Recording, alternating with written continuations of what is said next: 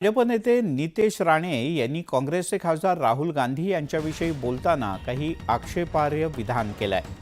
केरळ हे राज्य मिनी पाकिस्तान आहे, दहशतवादीच राहुल गांधी यांना मतदान करतात असं मोठं विधान नितेश राणे यांनी केलं।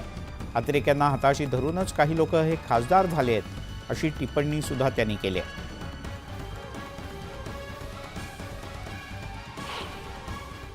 आमच्या ह्या केरळमधल्या भावांनी 12,000 आणले घरात आणि मोठ्या संख्येने त्यांच्यासाठी टाळ्या मारा आणि त्यांचं अभिनंदन करा।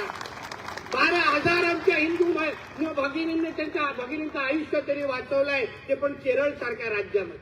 अहो ते मिनी पाकिस्तानच आहे केरळ, म्हणूनच तो राहुल गांधी तिथे निवडून येते। आता त्यांची बहीण निवडून येते ना, सगळे अतिरेकीच त्याला मतदान करतात। खरंच आहे, विचारा, ते काय अतिरेकींना धरूनच ते लोक खासदार झालेले आहेत। नितेश राणे यांनी केलेल्या आरोपांवर काँग्रेसनं तीव्र प्रतिक्रिया दिली आहे। माझा प्रश्न देशाचे प्रधानमंत्री सन्माननीय नरेंद्र मोदीजी आणि महाराष्ट्राचे मुख्यमंत्री देवेंद्र फडणवीसजी यांना आहे की ज्या संविधानाची एकात्मता आणि अखंडता राखण्याची शपथ घेऊन हा व्यक्ती मंत्री झाला आहे, तो जेव्हा केरळसारख्या प्रदेशला भारताच्या पाकिस्तान म्हणतो आणि जे लोक बीजेपीला मतदान न करता काँग्रेसला मतदान करतात त्यांना आतंकवादी टेररिस्ट म्हणतो, याला मंत्रिमंडळात राहण्याचा अधिकार आहे का? वळूयात अन्य काही बातम्यांकडे। पुण्यामध्ये 31 डिसेंबर आणि नवीन वर्षाच्या स्वागताच्या पार्श्वभूमीवर पुणे पोलीस ॲक्शन मोडवर आहेत। मद्यपान करून वाहन चालवणाऱ्यांना थेट जेलची हवा खावी लागेल। पार्टीच्या दरम्यान अनेक जण दारू पिऊन नंतर गाडी चालवतात, त्यामुळे अपघात होण्याची शक्यता अधिक असते। त्यामुळेच हा धोका लक्षात घेऊन पुणे पोलिसांनी हा निर्णय घेतला आहे। त्यामुळे पुणेकरांनो, पार्टी करताना सावध, नाहीतर जेलची हवा नक्की समजा। बऱ्यापैकी जवळपास 26 ते 27 स्पॉट्स आपण आयडेंटिफाईड केलेले आहेत। आपण त्या ठिकाणी आपण ड्रंक अँड ड्राईव्हची नाकाबंदी लावतो।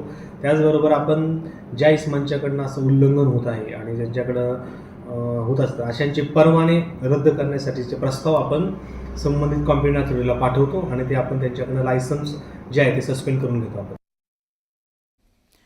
तिकडे चलनातून बाद करण्यात आलेल्या 2,000च्या नोटा बदलून देणाऱ्या मोठ्या रॅकेटचा नागपूर पोलिसांनी पर्दाफाश केला आहे।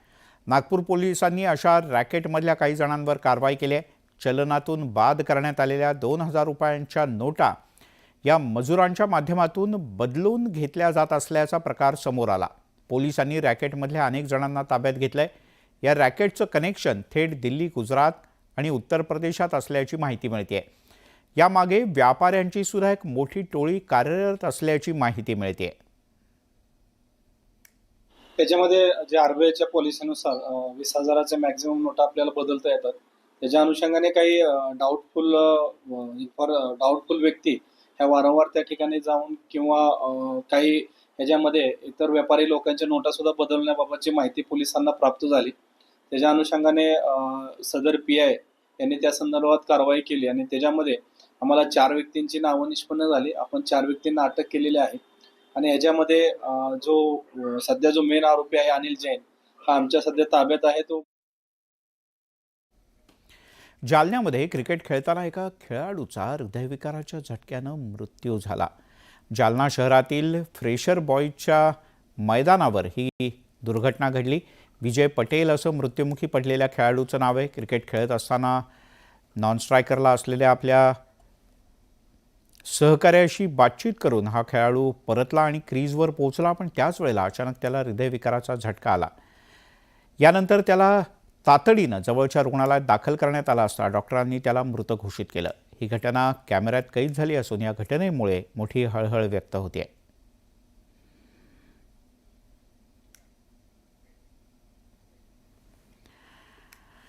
उल्हासनगरमध्ये विवाहितेचा सासरच्यांनी हुंड्यासाठी छळ केल्याची घटना घडली आहे। महिलेचा पती आणि त्याच्या घरच्यांविरोधात आता गुन्हा दाखल करण्यात आला आहे। महिलेचा जबरदस्तीनं गर्भपात करवण्यात आला, तर महिलेला स्वयंपाकघरातील पाईपनं मारहाण करण्यात आली। पोलिसांनी महिलेच्या पतीला अटक केली असून सध्या तो न्यायालयीन कोठडीत आहे।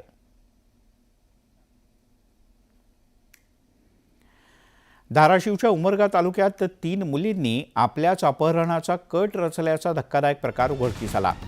अवघ्या 30 मिनिटात पोलिसांनी या तीनही मुलींचा कट उधळून लावला आणि या तिघींनाही पोलिसांनी ताब्यात घेतलं. सोलापूर जिल्ह्यातल्या मोहोळ इथून या मुलींनी स्वतःच्या वडिलांना फोन करून अपहरण केल्याची माहिती दिली. यानंतर मोबाईलच्या सिम लोकेशनवरून पोलिसांनी लोकेशन काढलं आणि या मुलींना गाठलं. सोलापूर जिल्ह्यातल्या मोहोळ इथे पोलिसांनी या मुलींना ताब्यात घेऊन पालकांच्या स्वाधीन केलंय. कोरियाला जाण्यासाठी या मुलींनी स्वतःच्या घरातूनच 5,000 रुपये चोरल्याची माहिती मिळते.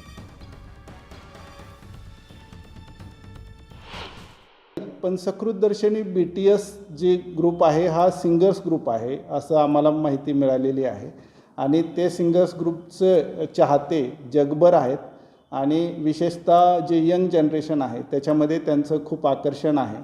त्याच्यामुळे मग ह्या मुलींनी देखील ते पाऊल उचललं असं सकृतदर्शनी दिसत आहे.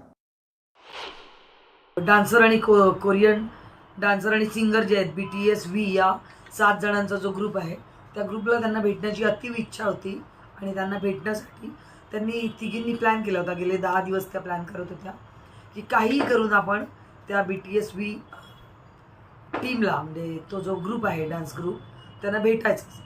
त्याच्यासाठी मग त्यांनी ठरवलं की इथून आपण पुण्याला जायचं, पुण्यात काम करायचं, पैसे साठवायचे आणि मग पैसे साठले की दक्षिण कोरियाला जायचं आणि त्या ग्रुपला भेटायचं असा त्यांचा प्लॅन होता.